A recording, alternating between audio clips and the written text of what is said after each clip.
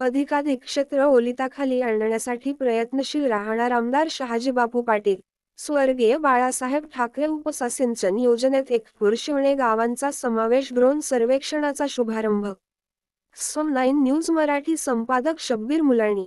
सांगोला. वंचित 12 गावांसाठी वरदायिनी असलेल्या स्वर्गीय बाळासाहेब ठाकरे उपसा सिंचन योजनेच्या पहिल्या टप्प्यात पंपगृहाचे बांधकाम, ऊर्ध्वगामी नलिका बांधकाम, वितरणकुंड, मुख्य गुरुत्वीय नलिका, बंदिस्त नलिका तसेच फिडर नलिकेच्या कामाची सुमारे 299,21,33,000 रुपयांची निविदा प्रसिद्ध झाली आहे. स्वर्गीय बाळासाहेब ठाकरे उपसा सिंचन योजनेत नव्याने सांगोला तालुक्यातील एकपूर आणि शिवणे गावांचा नव्याने समावेश करण्यात आला आहे. या योजनेतून 14 गावांना लाभ होणार असून सिंचन प्रकल्पातून तालुक्यातील अधिकाधिक क्षेत्र ओलिताखाली आणण्यासाठी आपण प्रयत्नशील असल्याची ग्वाही शिवसेनेचे आमदार शहाजीबापू पाटील यांनी दिली.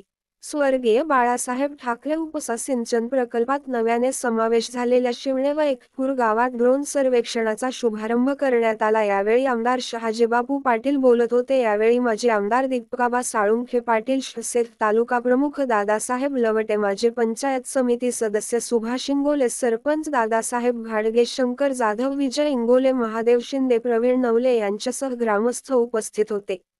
यावेळी बोलताना शिवसेनेचे आमदार शहाजीबापू पाटील म्हणाले, गेल्या 25 वर्षापासून बासनात गुंडाळलेली सांगोला उपसा सिंचन योजना पुन्हा कार्यान्वित करण्यासाठी सातत्याने पाठपुरावा. या योजनेला नव्याने मंजुरी मिळवून घेत 12 वंचित गावातील 39,000 एकर क्षेत्राचा यामध्ये समावेश केला. तालुक्यासाठी वरदायिनी असलेल्या स्वर्गीय बाळासाहेब ठाकरे उपसा सिंचन प्रकल्पाला 883,78,00,000 रुपयांच्या खर्चास मंत्रिमंडळाची प्रशासकीय मान्यता मिळाली आहे.